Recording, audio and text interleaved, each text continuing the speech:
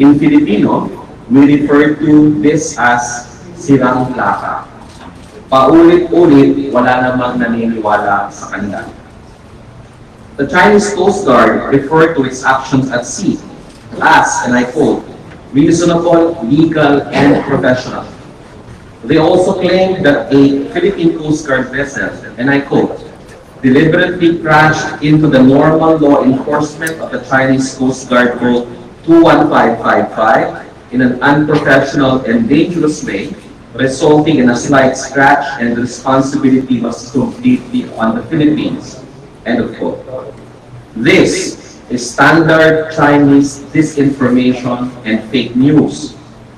As we can see from footage of the incidents yesterday, coming from third-party and independent members of the domestic and international media, including footages which will be shared here today by the Philippine Navy and the Philippine Coast Guard.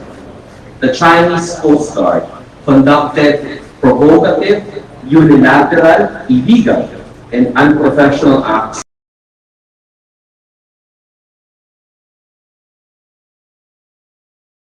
The Coast Guard uniform we proudly wear. We hold the Chinese Coast Guard responsible for their actions. The Chinese Coast Guard further claims that the Philippines is, and I quote, untrustworthy, stirring up trouble and maliciously inciting strife. Let me ask them this question. Who is executing the blocking and dangerous maneuvers? Who is deploying water cannons against unarmed ships? Is hurting or causing injury to Filipino personnel professional and legitimate? Who is deliberately blocking our ships in waters where the Philippines exercises sovereign rights and jurisdiction under international law? Is it the Philippines? No, it is China. It is a China that is deliberately stirring up trouble and maliciously inciting hype, and not the Philippines. We wish to remind the Chinese Coast Guard that when it points a finger at others, there are 3 other fingers pointing back at them. I remember an old proverb that states, before you start pointing fingers, make sure your hands are clean. The Philippines, for its part, continues to act peacefully and responsibly, consistent with international law, particularly UNCLOS and the legally binding 2016 Arbitral Award.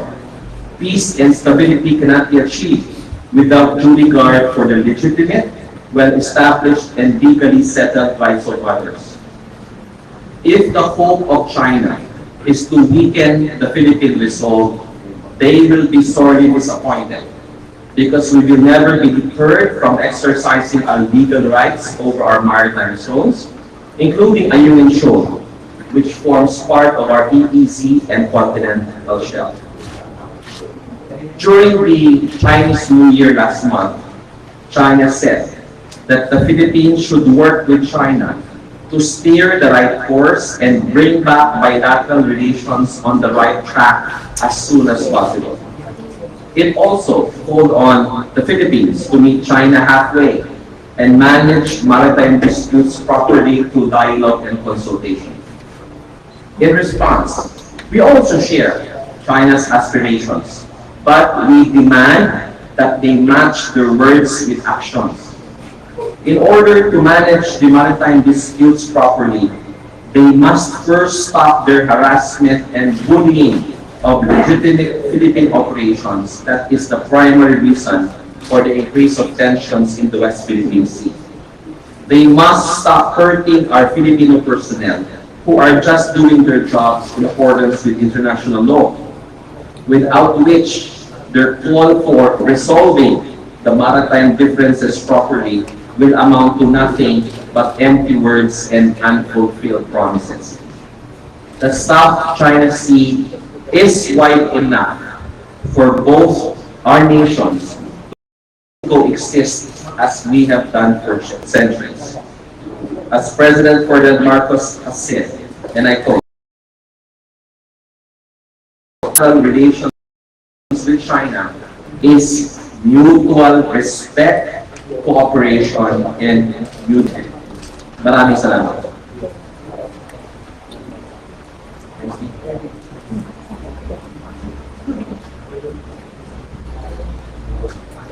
Next, Senator. And open stage for the spokesperson of the Philippine Memorial Representative. My presentation will be part of the AP presentation. I'm just coming in the Q&A.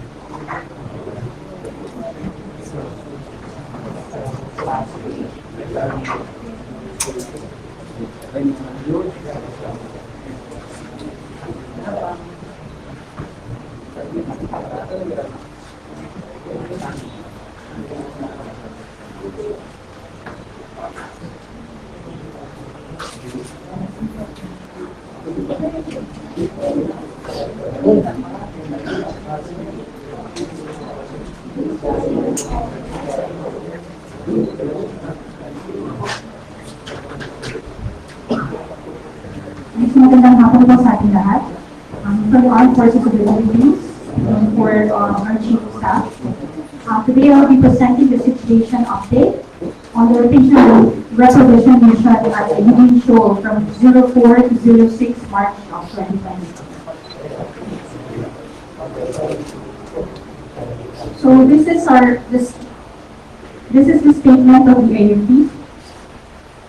From the words of our Chief of Staff, General Romeo S. Brown Jr., the Armed Forces of the Philippines strongly condemns the China Coast Guards and the Chinese maritime militia's latest excessive and unlawful actions against Philippine vessels conducting our routine rotation and redeployment of troops in BRP Sierra Madre at a Union Shoal on March 5.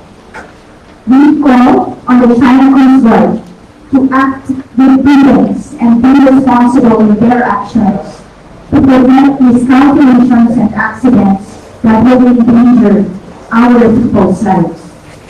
The AFP commits to sustain the military forces deployed in the West Philippine Sea and maintaining the Philippine presence in our exclusive economic zone. We'd like to give you the details in terms of the war mission. For our primary vessels, we have Onaiza May 1, Onaiza May 4, and for our supporting vessels, we have the BRP Gregorio del Pilar, PS-15, BRP Manuel Alcaraz, PS-16, BRP Sindangan, MRRB 4407, and BRP Cabra, MRRB 4409. In terms of the Chinese monitored vessels, we have from the PLA Navy 3 vessels with bow number 648, 172, and 530 respectively. From the Chinese Coast Guard, we have monitors 5, 5201, 3305, 21555, 21556, and 21551. And for the Chinese maritime militia or the Chinese fishing vessels, we have monitor 18. We would like to take note that the commander of West Front was actually on board during the revolution. For in terms of the significant events and the incidents during the Royal Mission at LS-57 in the Union Shoal, from the period 4 to 6 March 2024.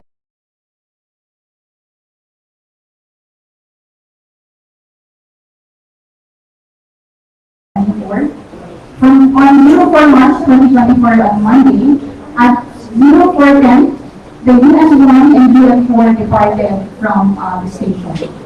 And on 05 March of 2024 Tuesday, at 03:26, there were several radio challenges from the Chinese Coast Guard that occurred. On 05:05, the response of from our end, from DRT Cabra, was the China Coast Guard. This is PSG vessel DRT Cabra 4409, conducting routine maritime patrol within the Philippine exclusive economic zone. We are proceeding to our planned route. Stay clear to our passage in accordance to collision regulations. And at 5:48, same day, the UN-4 was blocked by 4 CCGs and 3 Chinese fishing vessels accordingly. On 05 March still, at 8:15, Chinese Coast Guard 5201, Chinese Coast Guard 21551, they performed water cannon on ZM4 and 4 personnel from our end, including minor injuries. At 8:23, the UN-1 successfully crossed the enemy entrance. And at 8:40, NRRV 4.07 provided medical assistance to the injured personnel as stated. At 8:42, the UN-1 safely arrived and moved at starboard side of LS-57. At 9:36 April, UN-4 and DRT Sandaman, MRRV 4407, in convoy, departed towards Puerto Princesa City in Palawan. And at 10:56, UN-1 departed LS-57 and rode back to Palawan. These are photos of the scene in the area. Actual photos in the blocking and the dangerous maneuver executed by multiple Chinese vessels, including 2 Chinese Coast Guards, DM 21551 and DM 3305 towards DM4. So now, how we have encircled our vessel. This is another photo. The actual photos showing the blocking and dangerous maneuver executed by multiple Chinese vessels, including 2 CCGs, DM 21551 and DM 3305 towards Singapore. So as you can see, the maneuvers is circling our vessel accordingly. This is also the actual photo of the water cannon incident. The actual photos of 2 Chinese Coast Guard DM 5201 and DM 21551, which doused their water cannon at near collision against UN-4. This is another photo of a 1994 in the middle and a Philippine Coast Guard vessel at the right. As they were being blocked, the Chinese Coast Guard and maritime collision vessels during its rotation and repositioning mission to DRT Sierra Madre LS-57 at the usual on March 5. This is the actual photo of 2 Chinese Coast Guards DM 5201 and DM 21551 who doused their water cannon on near collision against DM4. So nakita po natin mas sobrang lapit na po ito. So you can just imagine how much pressure was really given to our vessel. A Chinese Coast Guard vessel deployed at around 8 p.m. and its water cannon on the 1994 during its rotation and repositioning mission to DRT Sierra Madre. This is a video which shows our personnel which were on board around the main 4, where the Chinese Coast Guard vessel deployed its water cannon at around 8 p.m. during the rotation and repositioning.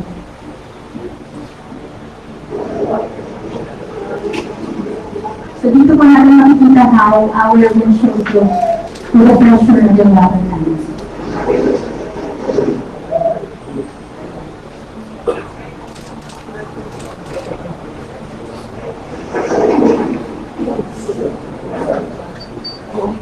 So makita niyo po, pumasok po yung water and it's also damage CCTV cameras inside our vessel.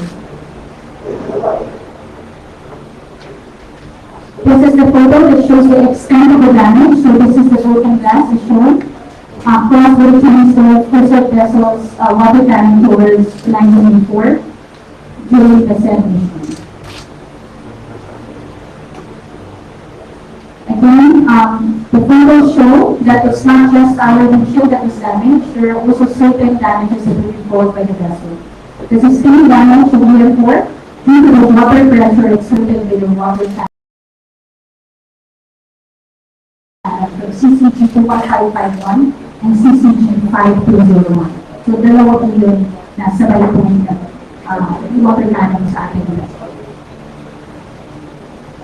This is another video that shows personnel on board 914 when a Chinese coastal vessel deployed its water cannon at around 8:50 p.m. So ito po makikita niyo po how much pressure was really incurred by our vessel. So this is very close range na po ito.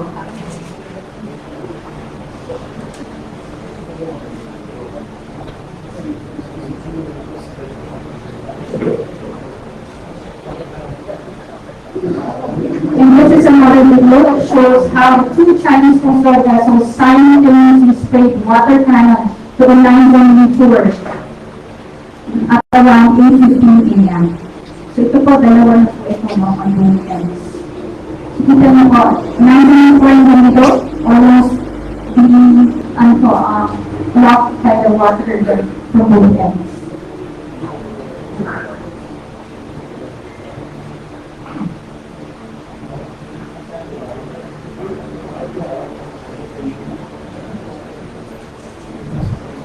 So that's about it for the updates in terms of the armed forces of the Philippines. Thanks, Sam.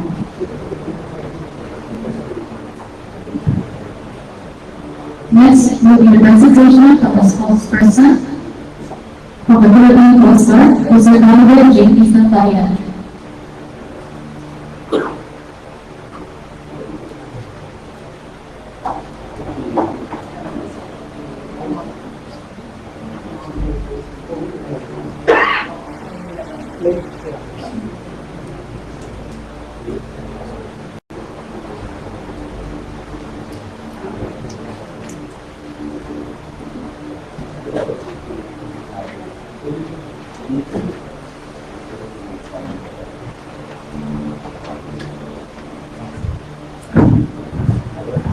Magandang umaga po sa inyong lahat. I would like to apologize dahil nasira po ang kuryente namin. Sabi namin yung panahon, ngayon pa talaga. Kaya po mainit tayo ngayon. Nag-volunteer pa naman ako na ako ang mag-host ng ating press conference. And ganito ako naging kapag-stop nisa. Again, I would like to thank our media friends for attending this press conference.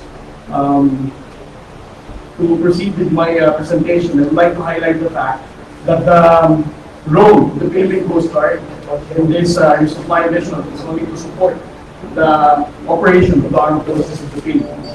The role and mission is a mission for the armed forces of the Philippines. In short, it's a military operation.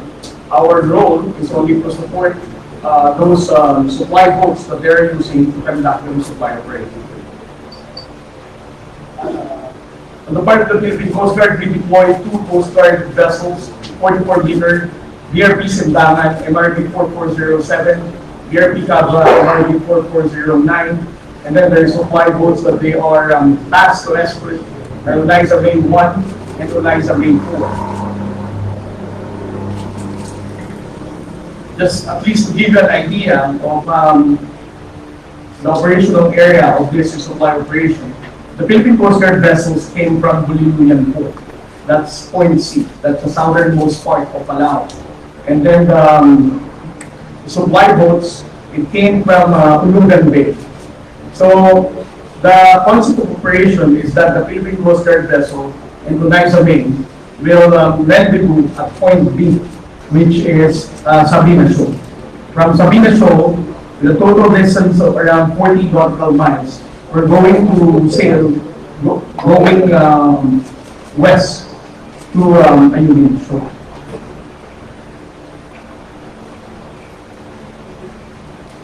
The Philippine Coast Guard vessels departed last March 4, 12:40 p.m., hoping that the following day we can be able to have to rendezvous the Eliza May in Sabina Shoal. On our way going to Sabina Shoal, the Philippine Coast Guard vessel was able to monitor the presence of a PLA Navy helicopter with the tail number 36. It is important for us to note that this helicopter are also those helicopters that we see in Barangay Masinloc whenever we patrol that area. So we know for a fact that this is a PLA Navy helicopter.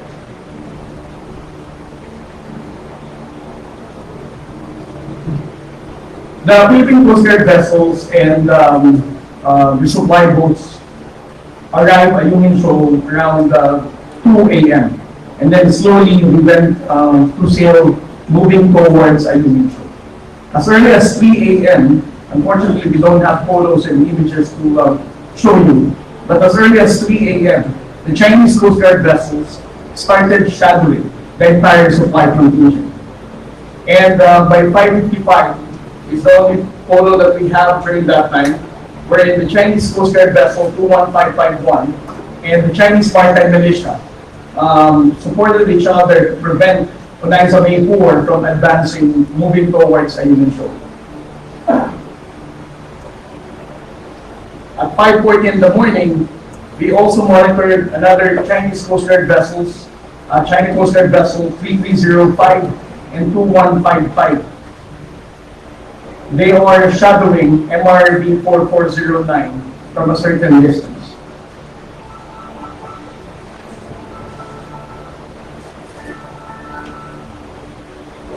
Sorry. At 6:05 in the morning, at a distance of 13 nautical miles east of Union Shoal, China Coast Guard vessel 3305 blocked MRV 4409 at a distance of only 100 yards.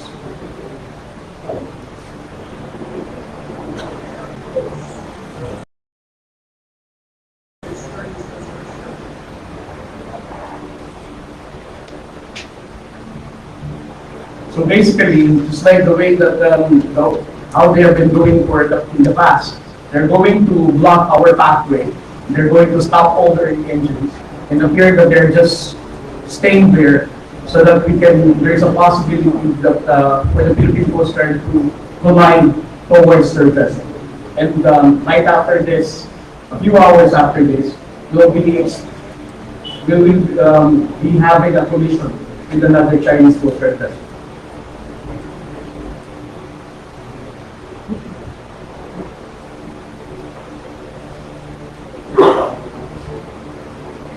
At 6:05 in the morning, 3 Chinese Maritime Militia vessels and Chinese Coast Guard vessel 21556 blocked and shadowed Eliza May 1.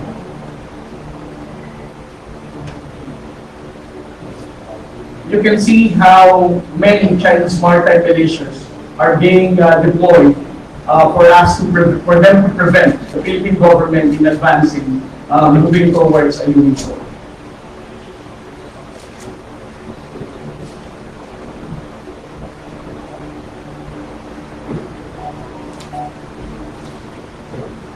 This is another video showing Chinese Maritime Militia vessel blocking MRV 4409. And also disregarding bulwarks because this vessel did not consider the fact that she's actually closing the bow of MRV 4409.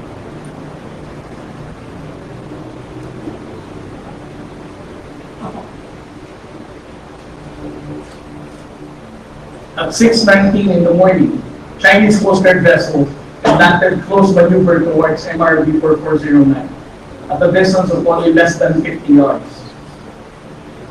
You can just imagine how big this Coast Guard vessel is, and doing such maneuver can actually endanger the safety of the MRV 4409.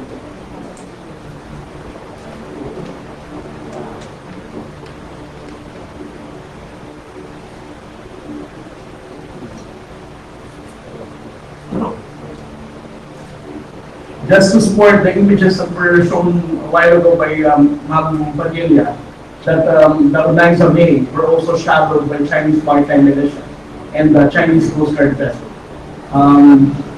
Goes to show that it's not just the Philippine Coast Guard that they are blocking, but even the supply boats to prevent us from carrying out a successful supply operation.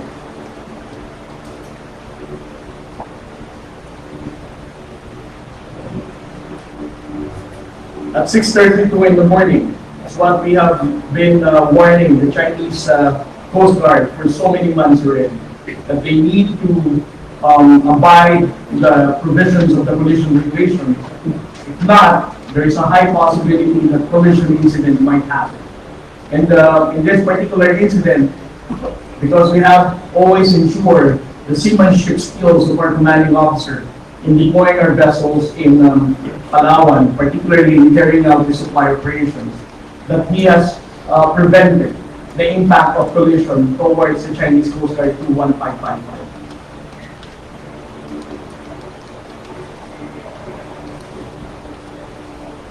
Here's another video taken from the vessel. You can see the Philippine Coast Guard personnel are really doing so much effort to prevent the collision towards the vessel.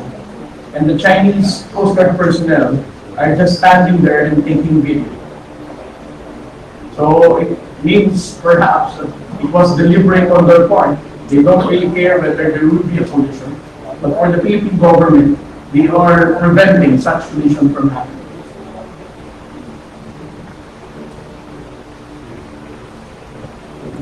Around 7 in the morning, MRV 4409 was already separated from Onaisa May. You know, for every Coast Guard vessel, our concept of operation is that one Coast Guard will escort one Onaisa May. And based on our experience for the past so many months already, the concept of operation for the Chinese Coast Guard is for them to separate the Philippine Coast Guard vessel from the supply. In this particular photo, you can see how they can how they corral MRV 4409 for them to separate it from Onaisa May 1.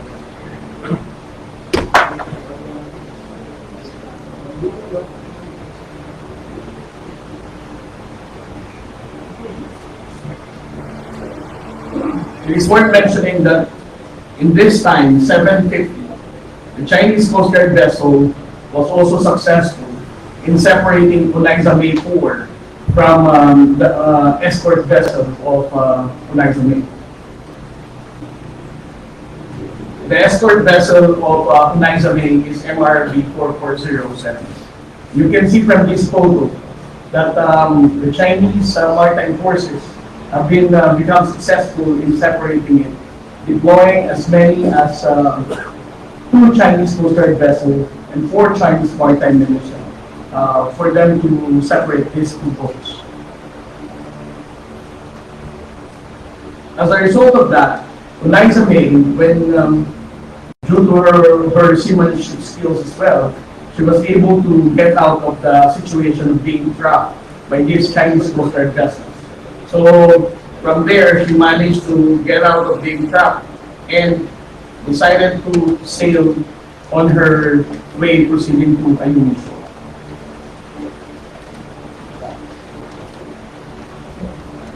This video is very important for us to know because right after she was separated from Onaisa May, that's the time that she was already completely separated by this Chinese maritime militia, even doing dangerous maneuver to move farther to Onaisa May from the Philippine Coast Guard vessel. And right after this, the escort vessel of Onaisa May, MRV 4407, is still wanting to get out of being corralled and trapped by this Chinese Coast Guard vessel. But it was very difficult for MRV 4407. That's why they were separated.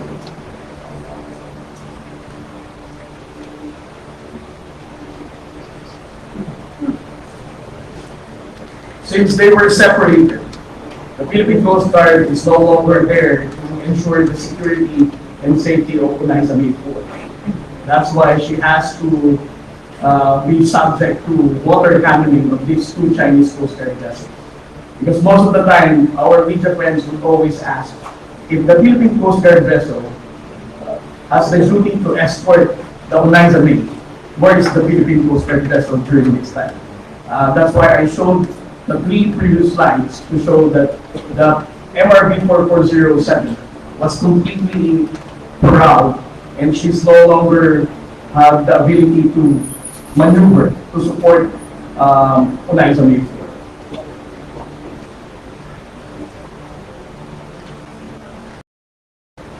And the water cannoning of 21551 and other Chinese Coast Guard did not stop until 8:50.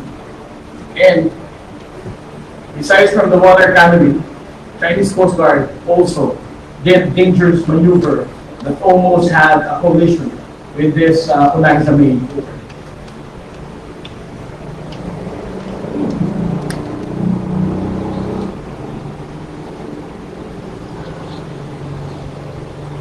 As a result of the water cannoning, which was already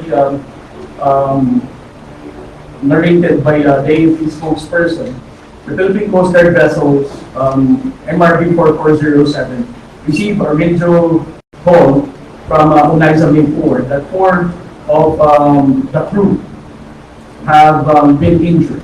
That's why the Philippine Coast Guard launched a rigid hull inflatable boat to provide medical assistance to those injured personnel. Around 7:52 in the morning, Unaiza May 1 was the only successful resupply boat that entered the lagoon of Unaiza May. It is also worth mentioning that despite of the damage that Unaiza May has sustained because of the water cannoning and the near collision, and they know for a fact that the Unaiza May have also injured personnel on board, the Chinese Coast Guard still never hesitated to launch their own rigid hull inflatable boat or their patrol boat coming from 21551 and circle around Unaiza May Port, trying to document as if we're the ones doing illegal activities in our own exclusive economic zone. Around 9:56 in the morning, Unaiza May 4 has decided to abort the mission proceeding by Union Show, but to proceed back to Ulugan Bay, and it was escorted by DRPC now. At 12:50 in the afternoon, Unaiza May 1 already exited the Union Show, and as you can see from the photo, she was still being shadowed by Chinese maritime militia vessels. At 7:30 in the morning of 6, I think that's most. But these are the Chinese Coast Guard vessels that actively blocked, conducted dangerous maneuver and dangerous tactics as we carry out these resupply operations in Indonesia. Chinese Coast Guard vessel 3305, 5201, and the 2150 series 21551, 21555, and 21556. These are also the notorious and active Chinese maritime militia that actively supported the blocking and dangerous maneuver of the Chinese Coast Guard vessels. On the part of the Philippine Coast Guard, we monitored PLA Navy Vessel 530, PLA Navy Vessel 164, and the PLA Navy helicopter with tail number 36. All in all, the Chinese maritime militia vessels that we physically monitored, there were 12 of them, and 6 were monitored via AIS, and 5 Chinese Coast Guard vessels, and 3 People's Liberation Army Navy, and the PCG head. That ends my briefing, and maraming salamat. Thank you, Colonel Gabriela. Next, we have the Ambassador. President Laza, good afternoon. Good afternoon. Good afternoon to everyone in this hot afternoon. Yesterday, another incident again occurred within the exclusive economic zone of the Philippines, more particularly in Aminin Shoal. Chinese actions resulted in collision between a Philippine Coast Guard ship and a Chinese Coast Guard ship. The irresponsible use of water cannons damaged a Philippine supply vessel and caused minor injuries among some of the Philippine crew that was doing a routine rotation and resupply mission to the RP Sierra Madre. The Philippine Embassy in Beijing has demarched their counterparts in the Chinese Ministry of Foreign Affairs yesterday. The department also lodged another diplomatic protest against the Chinese side by summoning the Chinese embassy also yesterday afternoon. Aminin Shoal is part of Philippine Exclusive Economic Zone and continental shelf. The Philippines has sovereign rights and jurisdiction over it. As a low-tide elevation, Aminin Shoal can neither be the subject of sovereignty claim nor is it capable of appropriation under international law. The Philippines' resupply missions to the RP Sierra Madre are part of routine operations in line with domestic and international law. This lawful activity is well within the exercise of Philippine rights within our EEZ. We have not added anything to our normal or routine law missions. Our conduct over our EEZ remains the same. The Philippines has made sincere efforts to implement numerous instructions to lessen tensions and have our foreign ministers and foreign ministries hold discussions. China, however, has made references to supposed agreements or arrangements out of these discussions. The Philippines has not entered into any agreement. I repeat, the Philippines has not entered into any agreement abandoning its sovereign rights and jurisdiction over its EEZ and continental shelf, including in the vicinity of the Aminin Shoal. China's unlawful exercise of maritime law enforcement powers, interference with Philippine rotation and resupply missions, or any other activity that infringes upon Philippine sovereign rights and jurisdiction in the Aminin Shoal are violations of international law, particularly the UN Convention on the Law of the Sea. We continue to call on China to cease and desist from the undertaking actions that violate Philippine sovereignty, sovereign rights and jurisdiction in the West Philippine Sea, and undermine the mutual trust and confidence that should underpin bilateral relations. We thank the international community for their continued expression of support to the Philippines and the defense of the international order based on international law. The Department of Foreign Affairs of the Republic of the Philippines remains committed to pursue its standard of protecting and upholding the Philippine legal maritime entitlements in the West Philippine Sea. Thank you for your attention. Thank you, Madam. That closes all the presentation from our resource persons. At this moment, we will be opening the floor for questions from our dear friends. Once again, I would like to remind everyone that there will be only one question per media agency. We have here from our business.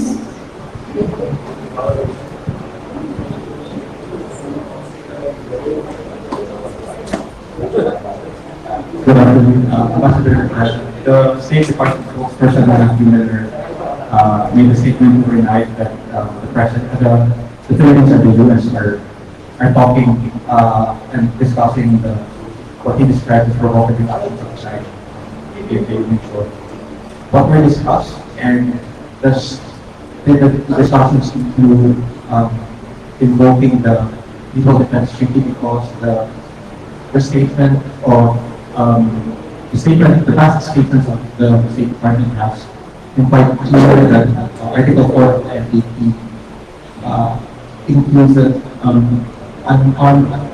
act that extends to the Coast Guard will activate such provision. On the first question, I do not have at this moment the readout of what was discussed, but suffice it to say there's continuing and ongoing discussion and consultation between the U.S. and the Philippines on a number of areas of cooperation, including defense cooperation. So in terms of specific readout, I do not have it at this moment. In terms of the second question, in terms of the NDT, I refer to our embassy representative to respond. The invocation of the Mutual Defense Treaty is subject to consultations between the Philippines and the United States. And given that it is subject to high-level consultations, we cannot, the National Task Force as Philippines, cannot make any comment as of this time.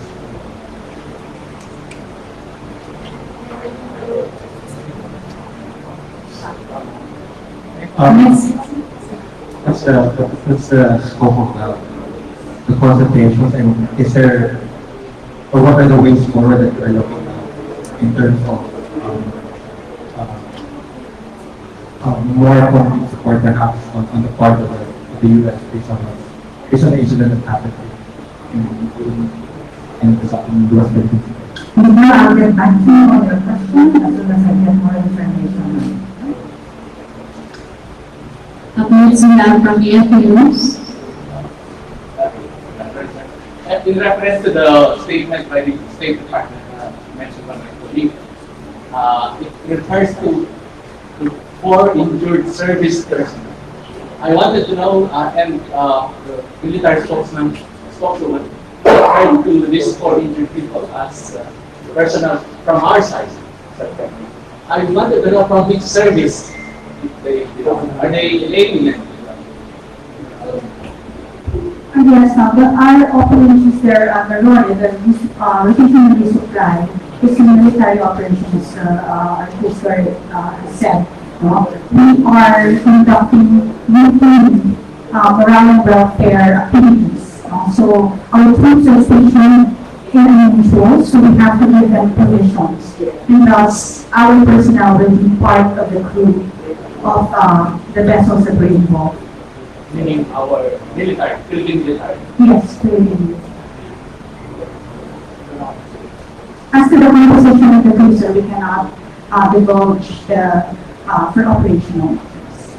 One follow-up question. As a follow-up to that, since we have had this resupply missions, we've had them forever, like forever, but we're not publicizing them before because we had a different strategy.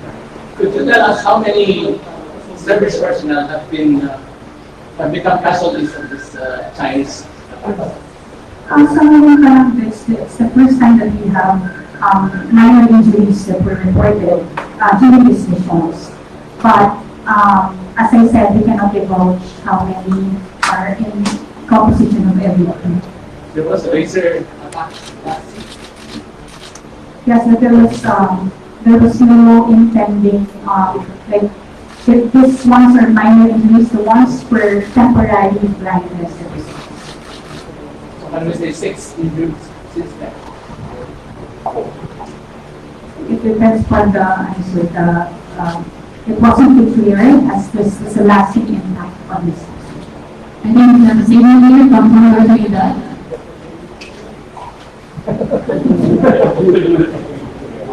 Yes, I want to just probably that was the spokesperson of the Philippine Navy in terms of issues regarding the West Philippine Sea. Yes, your question was on the 4 Navy reports of the injury, or the minor injuries. So far, these are the only casualties or injuries we have incurred in all our missions in the West Philippine Sea for the Philippine Navy. And I believe it was within that process. Though the reason for the incident was on the Coast Guard ship, I believe it's after temporary blindness.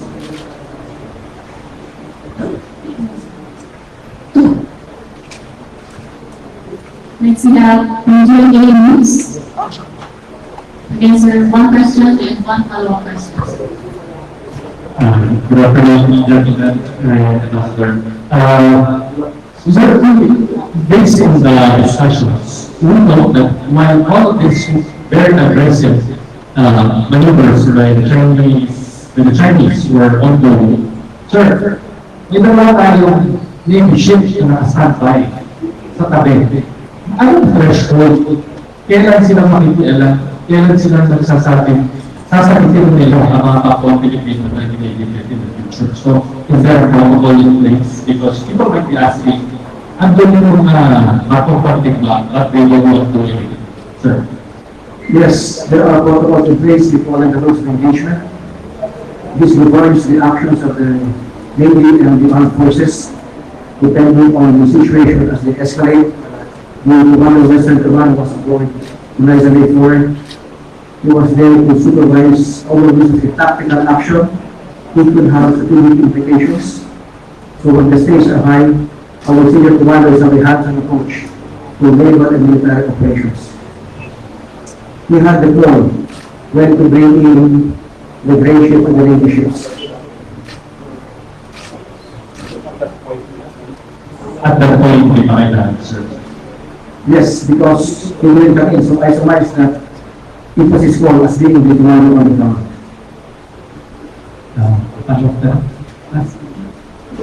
Sorry, point 2. Sorry, sir, we have to move on to the next item. We have from 18.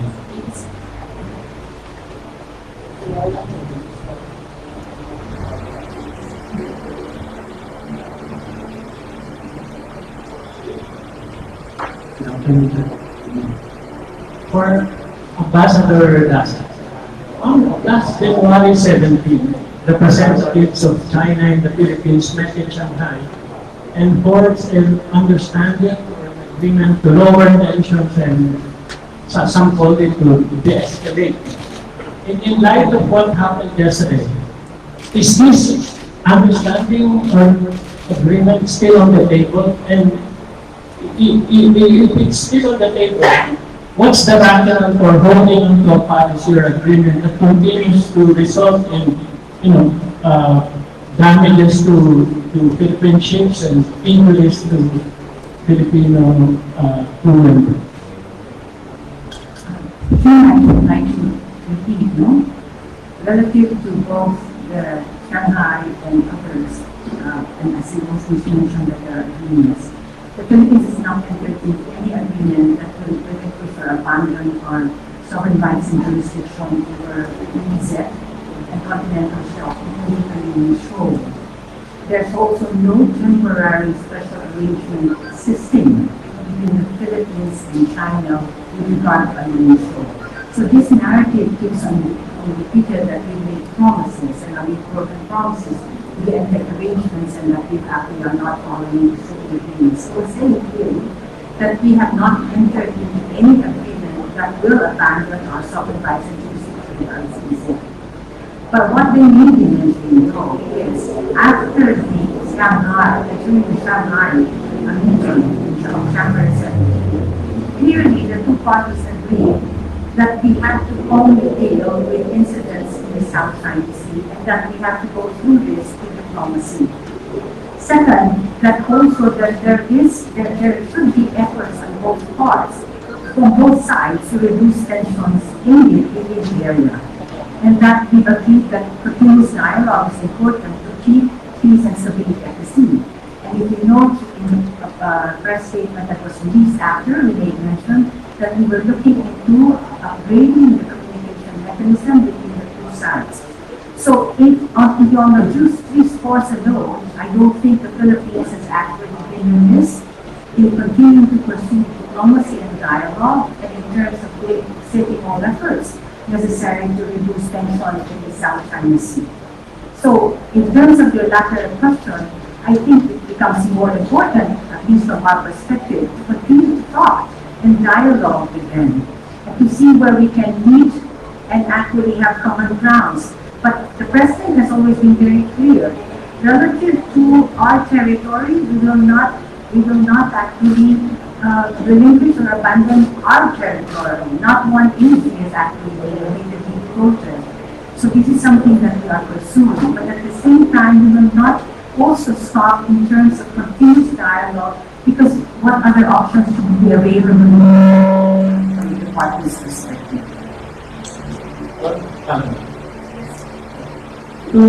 Commodore Trinidad, Admiral Carlos, a senior Navy official, was in UN forum, and that was hit, and then it was damaged, and there were 4 injuries. Can you tell us, why is it necessary for a senior Navy official to be in that ship, and how did what happened affect the mindset of the military?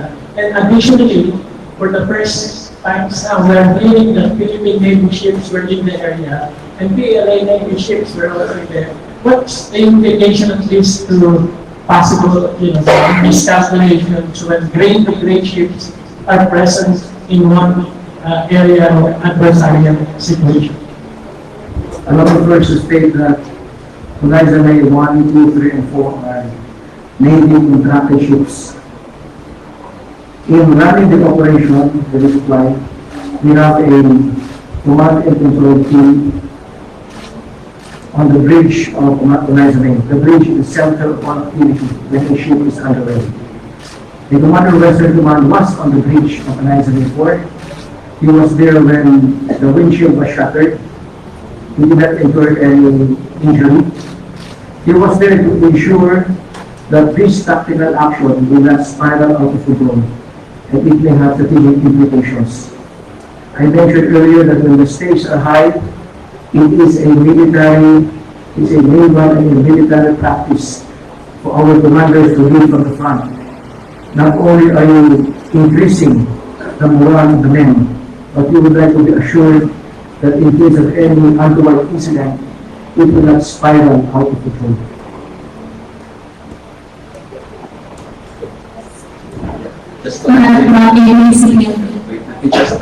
Let me just add, Jim, to our answer to this question.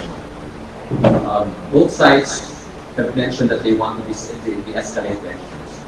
But unfortunately, we were also surprised on what happened there in a mutual yesterday, because we thought that we were turning the page already. So our call really is for the Chinese government to match their words with actions. Because they say they want to meet us halfway, they say they want a win-win solution, they say they want to steer a new course for Philippine and Chinese bilateral relations and resolve this matter of maritime issues in a peaceful manner. But we need to see these words translated into actions on the ground. But this, of course, will not stop the Philippines from continuing engaging with China. As the President has said repeatedly, even in the face of aggression and provocation, we'll have to engage and continue to talk to the PRC. So we are not closing our doors. Our desire is to keep engaging with them, but with China desires some improvement or progress in resolving this maritime dispute in a peaceful and orderly manner. We demand that they match their words with their actions. Sir, so we are already on our second year of implementing the Assertive Transparency Initiative, which we've seen has garnered the support of and the validation from the international community. But is this strategy, our transparency initiative strategy, enough when we put it against the more physical and aggressive tactics by China as seen in the recent mission?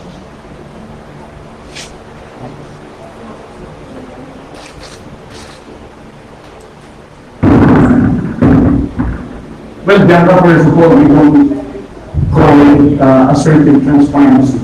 It's what with Agent Jumalaya's capability.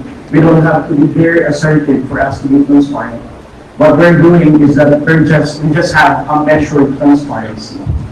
Now, if your question is, are we effective in attaining our objectives with the transparency strategy that we did launch since last year?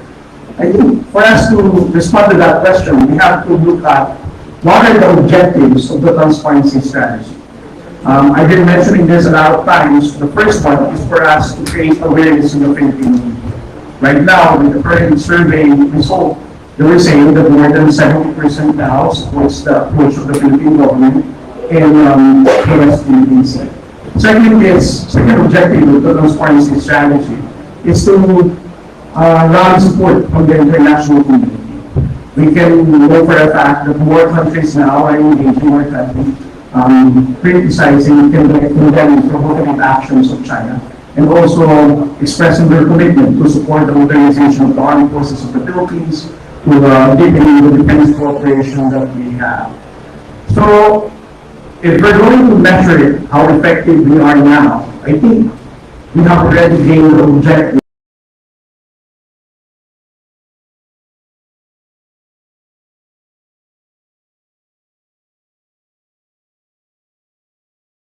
achieve the objectives and accomplish it well. But if we're going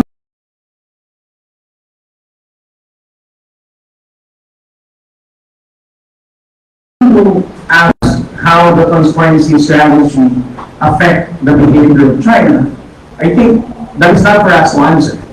Definitely, nobody can really say that whatever strategy you're going to carry out, whether diplomatic, whether you talk to them or whatever, and choose to abide with international law and ensure the status quo and maintain the global order that we are enjoying.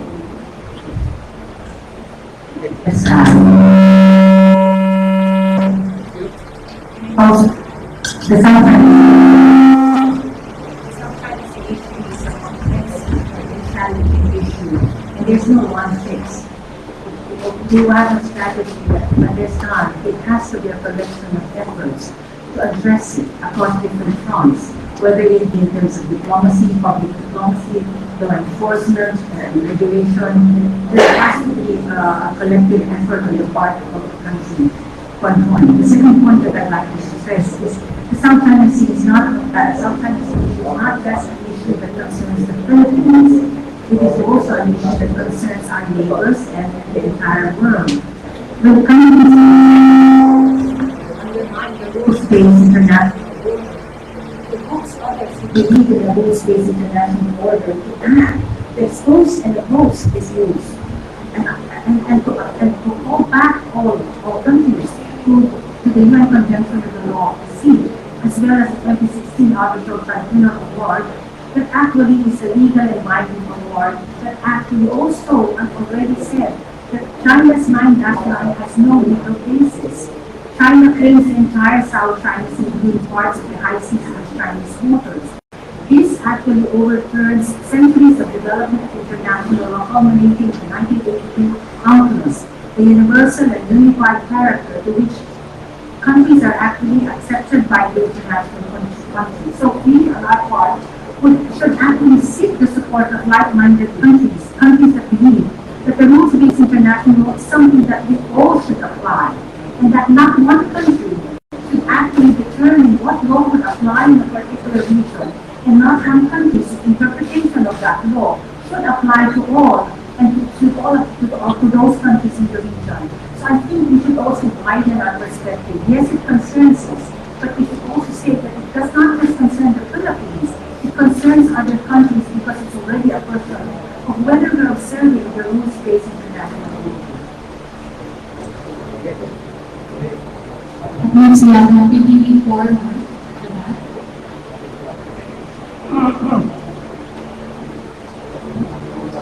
To over my question, you may can answer regarding the post the U.S. as mobile LCS-26. Do they have any role on the recent mission? Kasi nakita daw po yung USS Navy ship last Monday near the vicinity of Sabina Shore. We have to take into consideration that this happened in the Philippines territory, EEZ. So they are actually, these are open waters. So they are exercising their right towards freedom of navigation. So their presence there could mean that they were there for any reason that deemed necessary for them. Next, we have IBC News. Good afternoon, to the officials. Earl Torres, IBC News 13.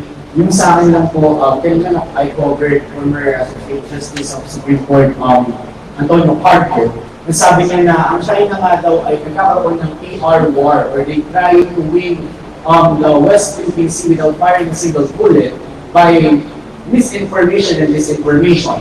And evidently po under the published in the Foreign Ministry's spokesperson site ng China, they call Philippines as the one who was defined or bordered by treaties. And sinabi rin po nila on their word, the Philippines arbitrarily went beyond its territorial scope to set up the so-called Calayan Island Group, which is violated China's territorial sovereignty. This is illegal, null, and void. Ano po reaction natin sa pilit nilang pagsasabing null and void ng ating 2016 claim na nalulun tayo sa sariling territory?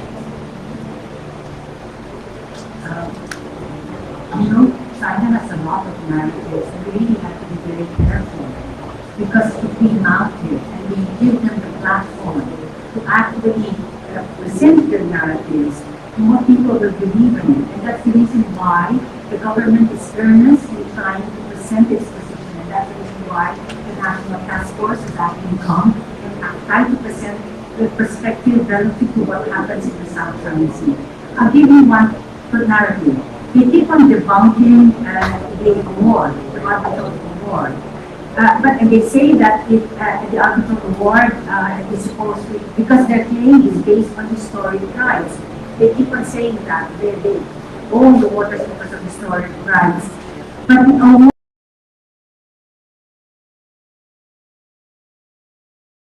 is already debunked that the claim based on historic rights is both illegal and void. They can say because they did not participate and because of that, then there's no basis in terms of the award. So clearly, they were given the opportunity, and the arbitral award also made mention that they, in any dispute, Annex 2 provides that if one party to the dispute does not appear before the arbitral award or appears to defend its case, the other party may request to continue the proceedings and make its award, which is what the Philippines did. The absence of a party or failure of a party to defend its case shall not constitute a bar of the proceedings, which is exactly what happened. Before making its award, the arbitral tribunal became satisfied that it had jurisdiction over the dispute and that the claim is now founded in fact and law. And then they say that, of course, they own the entire area, that the fishing activities by Chinese fishing boats and waters, what they're doing in terms of regulation and enforcement are legitimate and lawful and beyond control. But we're saying that would be legitimate if they were in the EEZ. But they're not in the EEZ. They're a big distance away from the EEZ. They are in our EEZ. And because of that, it is us who will determine what we will do in our EEZ, is it not? So there are many narratives that come out, and it's important for all of us in the Philippines, from government to the private sector and to the media, to actually question the narratives that are being posted on us and raised and actually repeated in the hope that it will garner support.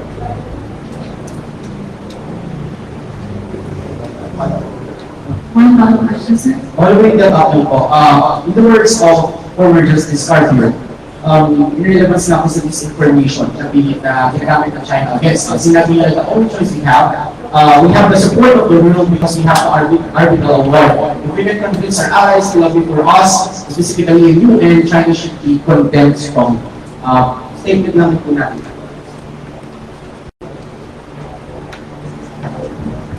We are working very hard.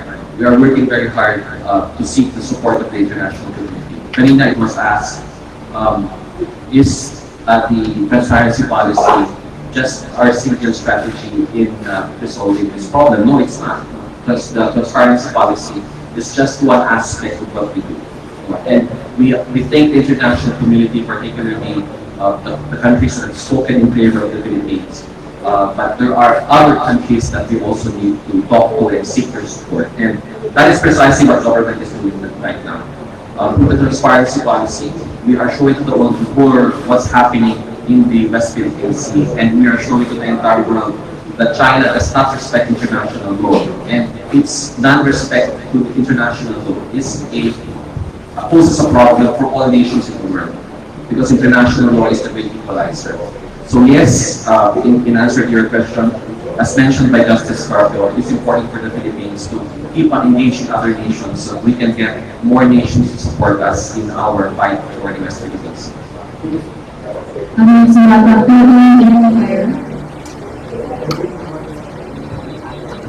Dr. Listening to Alice from the Philippine Empire. Really know what's the President Marcos' reaction to this latest closing incident because we haven't heard from him since yesterday, but the day before the incident happened, he talked to the wonderful and Australian broadcaster that was still to the South China Sea to give him an outright conflict, saying that, I quote, the potential for our fight conflict is much higher now than it was before. The National Security Advisor is with the President right now in Australia, and since he's there, he has regularly updated the President of everything that's happening in the West Philippines. So there is media together with the President in Melbourne, and I think they will have an opportunity to ask the President directly on what his reaction is to this incident. We cannot speak for the President, but I think the media will have that opportunity, especially those who are part of the Malacanang Press Stories in Australia, to ask that President directly to him. But let me assure everyone that the President has been apprised by the NSA personally on what is happening and what has happened in the West Philippines. Next, Senator Martin.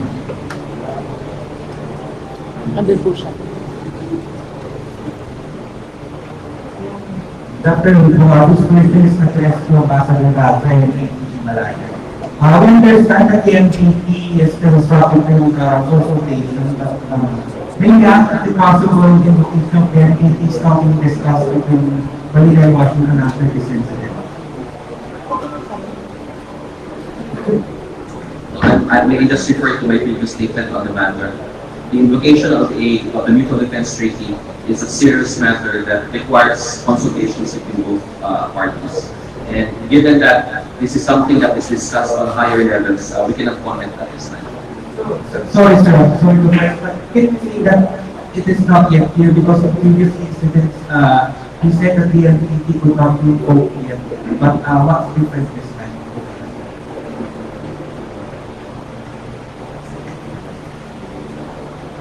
May I can refer to my previous answer. This is a very sensitive matter, and I think this matter is better addressed by higher authorities. Suffice it to say that consultations are being conducted between the Philippines and the United States over this issue. Thank you.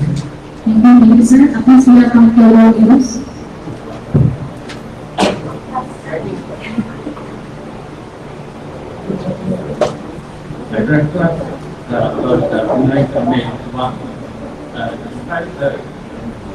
While the 98 was inconsistent by both the agency and also by another main conflict was the private and public sanity. And how do you analyze the reason why United States was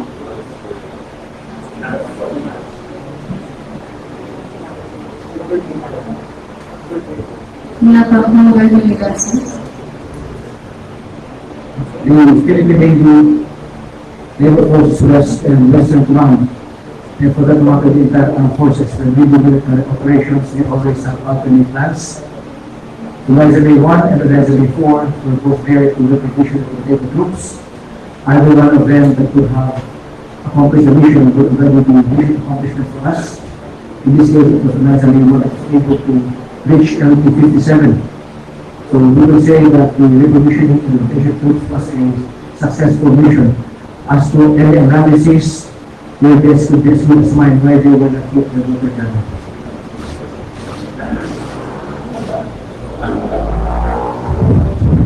I would like to add to the response of Liberty that the further question is why Unizon 1 was not water cannon and Unizon 4 was the only one that was water cannon. Is that the question? So, on our part, for the Philippine Coast Guard, since we were tasked to escort the Unizon The only main reason is that it's a random thing. You know, the Philippine Coast Guard in the was not really selective. We believe that it's not clearly pinpointed by the Chinese that we're going to water cannon to go to 974, and this time we're going to allow 971. With the dangerous maneuver that they're doing and dangerous blocking of the Coast Guard vessels and their supply boats.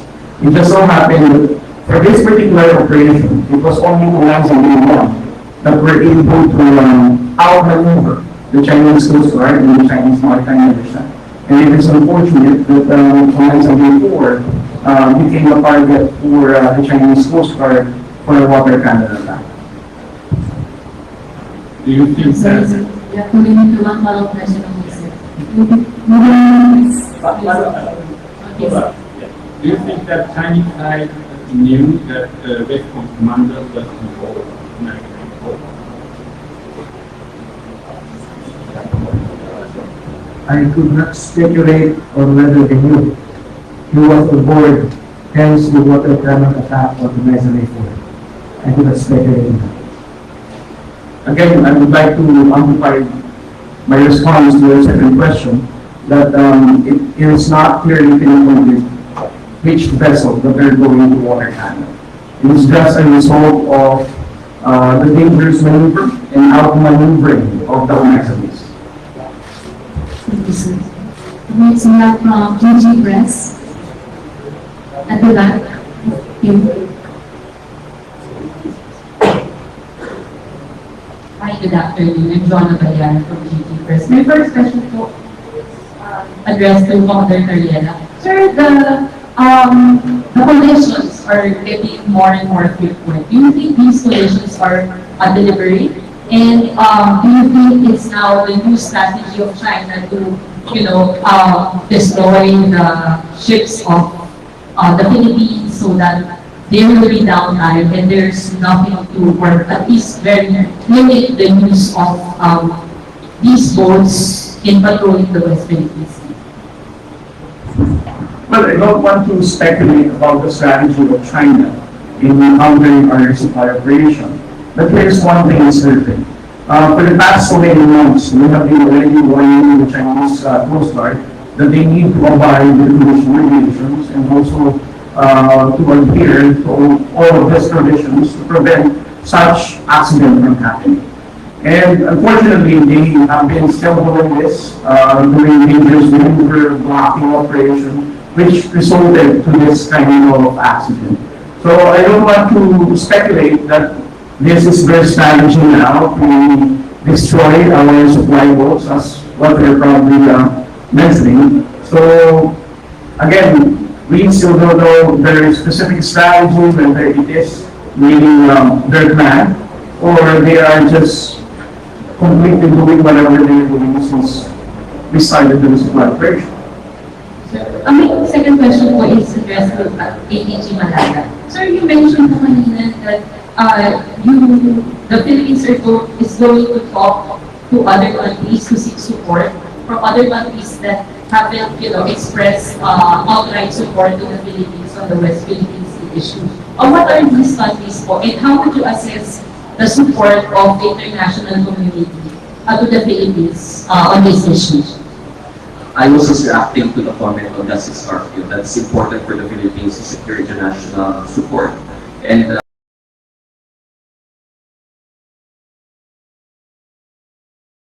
I replied that we agreed.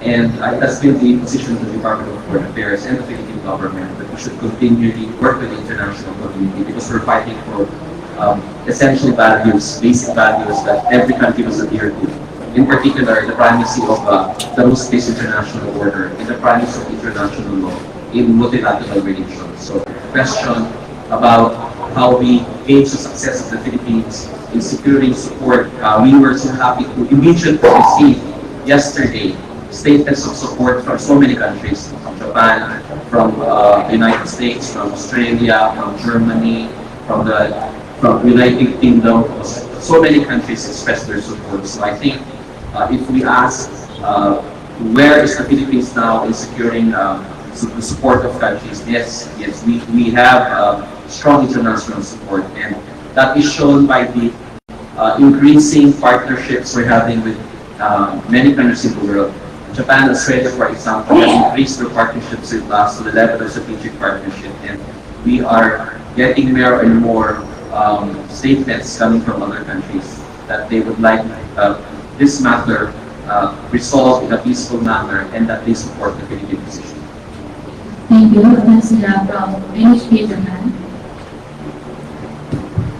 Thank you for taking my questions. I have simply questions that the Philippines added on some like advanced measurements on this issue. Why I ask this because I remember that last year's December there was almost like the same kind of case incidents happened, and afterwards that the Philippines has now like considering to add on some like advanced measurements for the next elections. But somehow like today I see all the briefings that I didn't see like any like up to date. Same numbers of the vessels you provided and almost like the same times, almost in the same like tactics. So actually, is this the same? There's no any advanced measurements.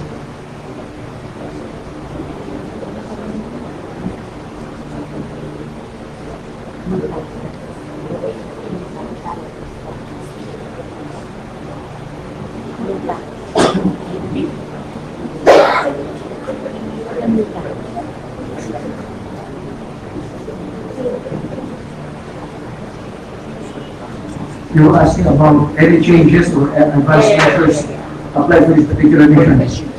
Was it one conduct further reprovisioning for our 9 island detachments? It is a normal activity. There were no changes except probably for the present Horizon before, which just came from the pair. So it's just a normal activity, no major changes. I would add to that it's not just this feature that we are doing regular royal operations. All of our features and islands, we do regular royal operations. It's the same the whole time. It's a regular thing for the armed forces of the Philippines. Next we have Cyrus. Hello, sirs and madams. Thank you, News Agency from Taiwan. I'm wondering because we read about the president said that the Philippines will push back if its sovereign rights is ignored on the West Philippine Sea. And now we are seeing 4 military personnel got minor injuries during the incident. So I don't know if we are discussing some kind of measures or different strategies to further next or following missions so we can change this kind of escalating situation. Thank you.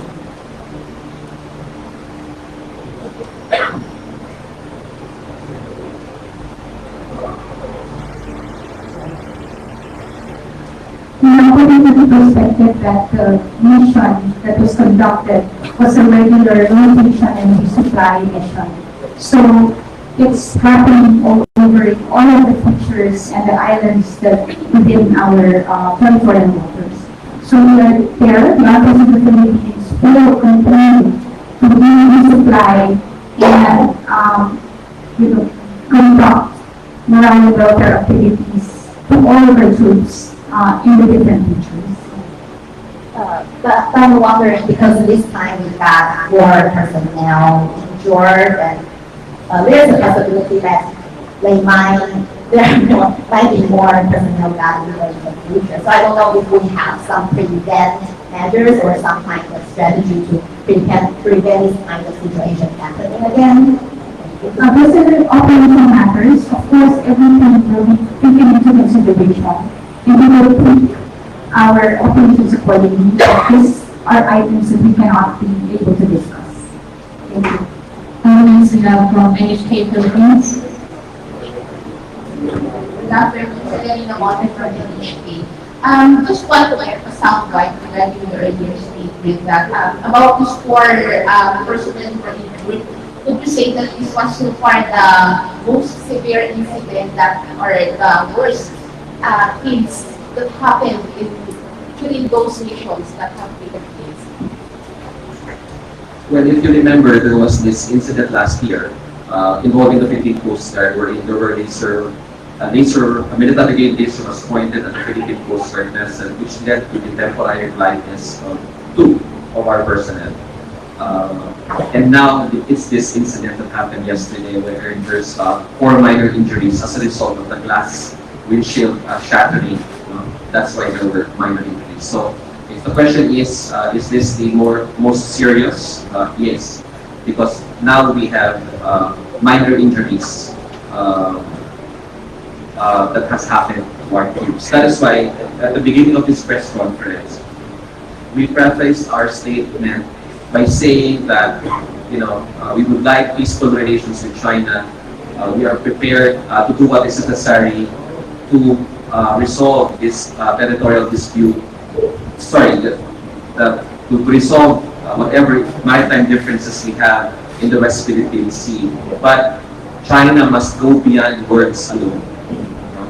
They must back up their words with concrete action, because it is important for both countries to turn the page insofar as our routinary missions to AUB is concerned.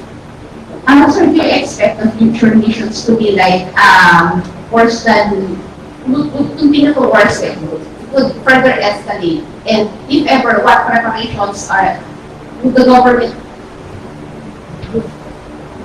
Yeah, it's difficult to speculate on what will happen. That is why we wish that these incidents don't happen anymore, and that is why we are asking China, because they have repeatedly said that they want to settle this matter in a peaceful way. They want to steer a different course for Philippine-China relations, and it's critical that their actions match what they say.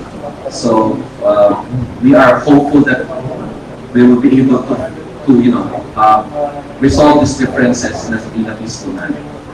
Was there any discussion or recommendation from the APTF, from the task force, for the president, like to visit our troops in those areas that we think? The National Task Force West Philippines has not yet convened in relation to this incident, because the NSA is in Australia with the president. Next, we have from David Manila Shingon.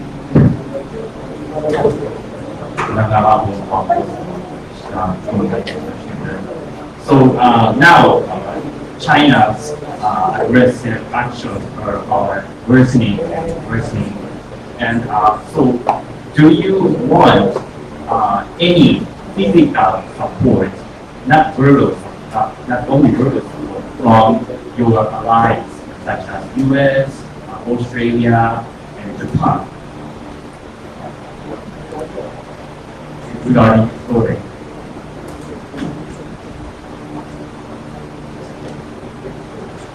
Even without this incident, there are already discussions with other like-minded navies and like-minded nations, considering that there is a lot of capability the Philippine Navy needs when it comes to the West Philippine Sea.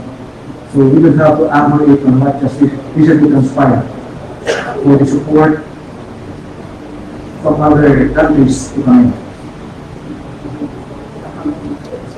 I would like to add to that, we also have different MOUs with like-minded nations, and we also hope that these MOUs escalate towards CFAs. One follow-up. Is it a good idea that while the Philippines is conducting this coalition, your allies, like-minded countries, are conducting freedom of navigation operation, or sailing, or patrolling? The RORE missions to Ayungin show, just like any RORE mission conducted by the Philippines, is a Philippine affair. It's conducted by Philippine troops, utilizing Philippine vessels, supported by Philippine assets. But of course, there are always the possibility that we can accept support from other countries. But right now, the position of the Philippines is we conduct these resupply missions purely a Philippine affair. But we are open in the future to receiving whatever support the Philippines deems necessary. But I guess we will just have to cross the bridge when we get there.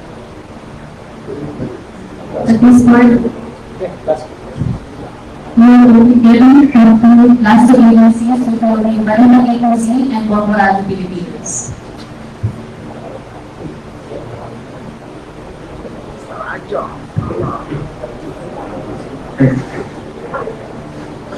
Good afternoon.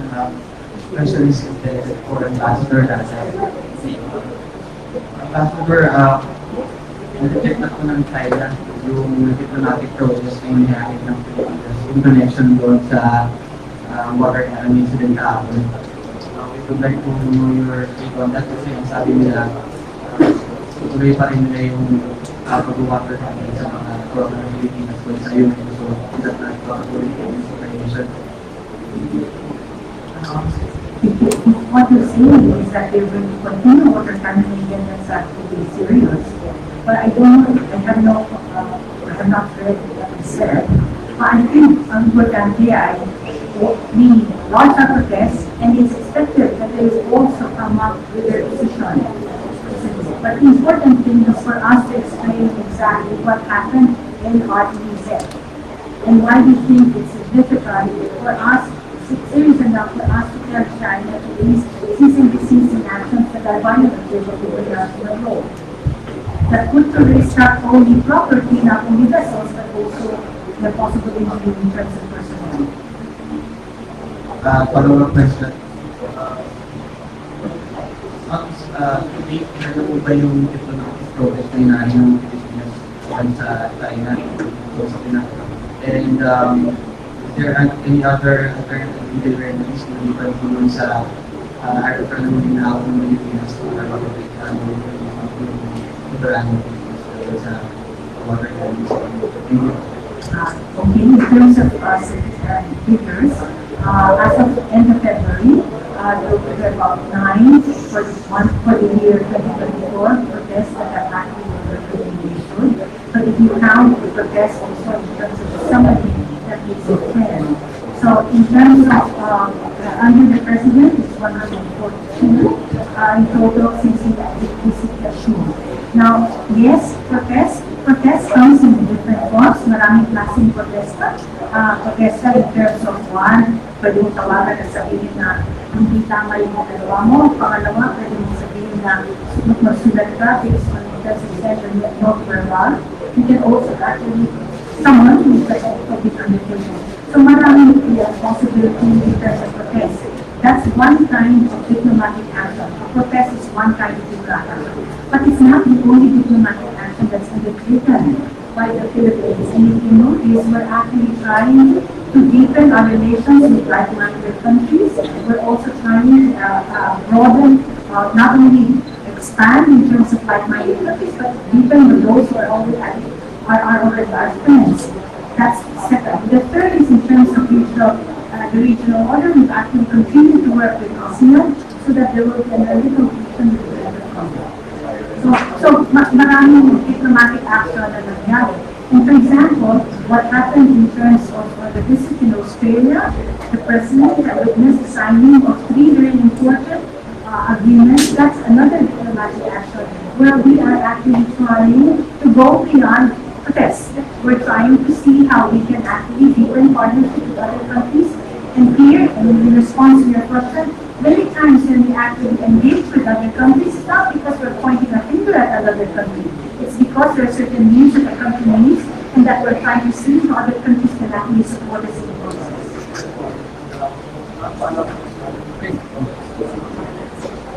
Next na, Bomborado Philippines. Hello po, good afternoon. My name po from Bomborado Philippines. Kaya ko mag-retribute po, may konti clarifications lang po ako about po doon sa ano po yung mga grounds natin para masabi natin dapat at hindi pa dapat umaksyon yung Philippine Navy. Kapag may mga tumasik incident sa Western Pacific, tayo po ngayon, may apat po mga nasaktan. Yun po sa ating mission. I mentioned earlier the rules engagement. These were the actions of our operating groups. The call when to escalate is on the commander on the ground. That's why we have the commander response to ensure that things will escalate beyond control. But rest assured that the Philippine Navy and the armed forces are prepared to save life and property, subject to the bounds of the rules of engagement and international law.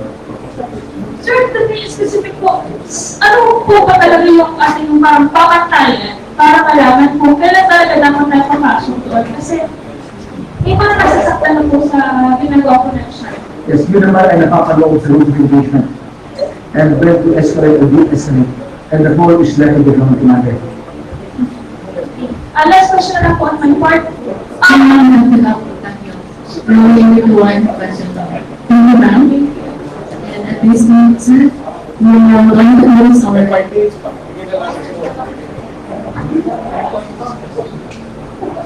Thank you. Thanks, sir. Actually, my question is to Commander Mineta. What kind of injuries were sustained by the president?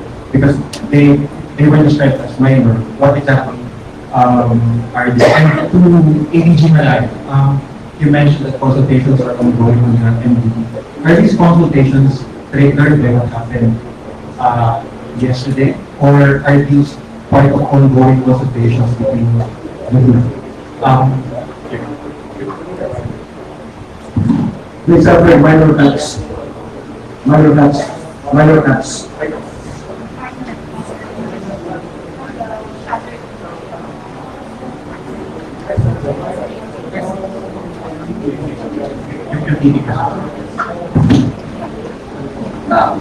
Much as I'd like to answer your question, I cannot answer the question due to national security concerns. Suffice it to say that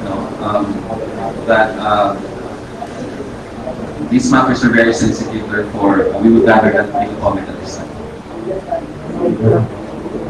Just a quick comment. Master has this special symbol in the ASEAN, the Australian Special Summit came up with a statement, and the statement read that we encourage all countries to avoid any unilateral actions that endanger peace, security, and stability in the region, particularly in the South side. During the meeting and the president made interventions that raised the incident that happened in Indonesia. How does the Philippines view this kind of statement being incorporated in the statement following the summit? I don't have the readout yet in terms of the visit. Suffice it to say, and that's when earlier, safe to assume that the South China Sea issue is exactly something that will be raised. And in terms of the discussion, whether specific incidents were actually discussed in this. Last one question, sir, from AFP News. Ambassador, yesterday we summoned the deputy chief commission of the Chinese embassy. I was wondering why we did not summon the ambassador. So, is there any symbolism to be read in there? Do we still recognize him, the ambassador? I sent him home, that's why he wasn't there yesterday. I don't know the whereabouts of the ambassador. I think we should check the embassy relative to the whereabouts and his activities. But I think the one thing is not the deputy chief of mission was in the way he was at the best response to the thing was from the best response to the thing. The one thing is I believe that we protested and that it was received and that it was also echoed in our post engagement. So that I think is important. We didn't let it go, we didn't wait. The incident happened in that day on March 5 and we acted on it. So I think that's the way to go. I'm not in a position to act. Thank you.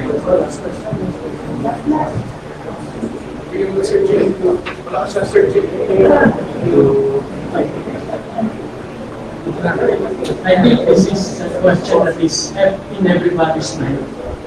Just to be clear with China, just to be clear with the forces of the AFP and all the actors that are involved in the South China Sea. Can you just generally tell us what is the threshold, what is the red line that China cannot cross so that you would, if they cross it, you would elevate your actions to a higher level response. So China will clearly, what would favor you, what would favor the Philippines to take a stronger action, diplomatically or otherwise?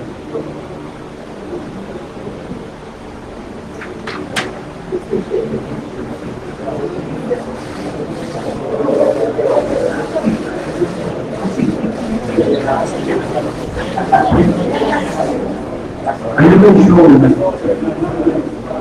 remain sure and Bawal Masinlo have been declared as red lines. There will be no building or reclamation on Bawal Masinlo. There will be no removing of LS-57 from animation. These have been declared by the previous administration that these are red lines for the Philippines, with our forces, rather to the Philippine government. On escalation of the ground, the rules of engagement reverts the actions when to come in to save life and property, and limit to the ground commander when to use appropriate rules of engagement. Quickly related to that, President, if Philippine forces somehow have to defend themselves and use military action in an unexpected emergency situation, how high is the level of approval and clearance?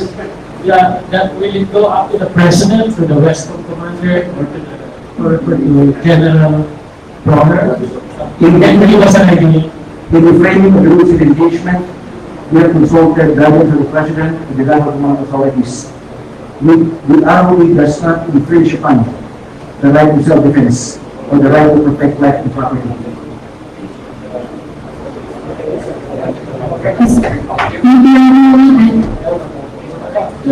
Press conference, resource